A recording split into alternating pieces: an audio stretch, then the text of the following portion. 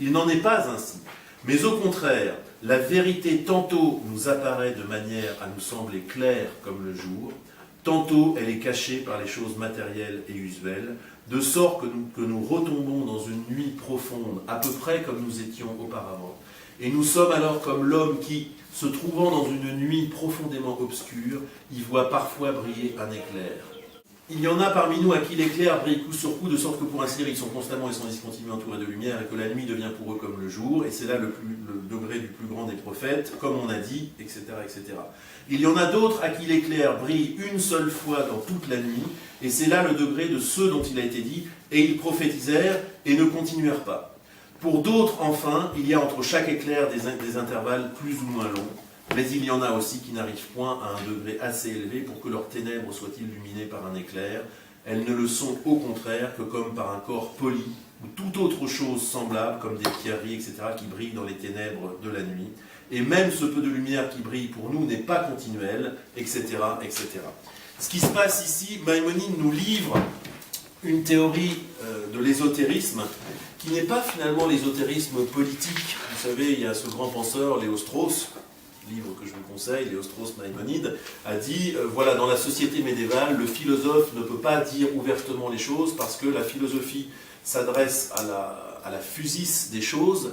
Une société repose sur des lois qui sont conventionnelles, nomos, et voilà, et ça permet à tout le monde de vivre ensemble. Sauf que le philosophe, lui, il parle des choses telles qu'elles sont, et parler des choses telles qu'elles sont, c'est déraciner en quelque sorte la paix sociale, et c'est pour ça que le philosophe authentique ne dit les choses à une certaine élite, mais ne peut pas se dire permettre les choses à tout le monde, parce que sinon ça déracinerait la société. Ça, c'est une compréhension, on va dire, politique de l'ésotérisme. Et ce qui est très intéressant, c'est que Maïmonide, finalement, nous livre une autre version de l'ésotérisme, un ésotérisme qu'on pourrait appeler cognitif, sur la capacité de connaître. Pourquoi? Parce que, et là, il y a une influence de la pensée mystique sur Maïmonide, fondamentalement, la réalité est comme un grand voile. Et la vérité, avec cette très belle image de la lumière, se donne de manière différente à des gens qui ont des capacités différentes, mais c'est comme une lumière qui brille de manière intermittente. On ne peut pas avoir accès à la vérité du monde. Ça, c'est une thèse très forte de Maïmonide. Il y a une limitation intrinsèque de la connaissance humaine, et il en est différents degrés.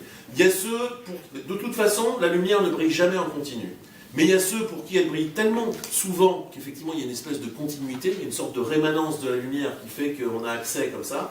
Il y a ceux pour qui les intervalles sont plus longs, c'est déjà énorme que d'avoir des flashs de compréhension. Il y a ceux pour qui c'est comme un corps dépoli, il y a une espèce de lueur, mais c'est comme, voilà, c'est comme la réflexion, etc.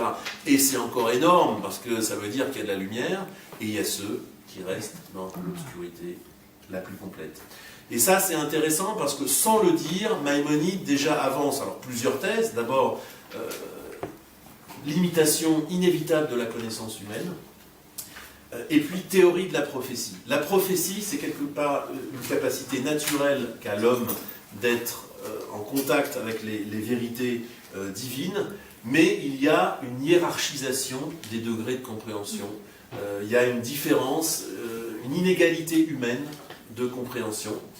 Et le philosophe doit pouvoir parler à tout le monde, en fait. Et c'est ça qui est assez intéressant. Maïmonide est un ésotériste, comme tous les autres philosophes médiévaux, parce qu'il parle du principe qu'il y a une inégalité humaine. La pensée moderne, c'est l'inverse, c'est que toutes les équipes, en tout cas en dignité, toutes les intelligences se valent, mais en bon médiéval, Maïmonide pense qu'il y a une inégalité dans la compréhension. Par contre, il faut pouvoir parler à tout le monde, à des degrés différents, mais il faut pouvoir parler à tout le monde. Et là, donc, il y a l'ésotérisme chez Maïmonide est justifié par le fait qu'il y a des intelligences différentes et que la vérité ne peut pas se livrer complètement. La vérité, c'est on and off, c'est comme une lumière qui s'allume et qui s'éteint. Et ça, c'est intéressant.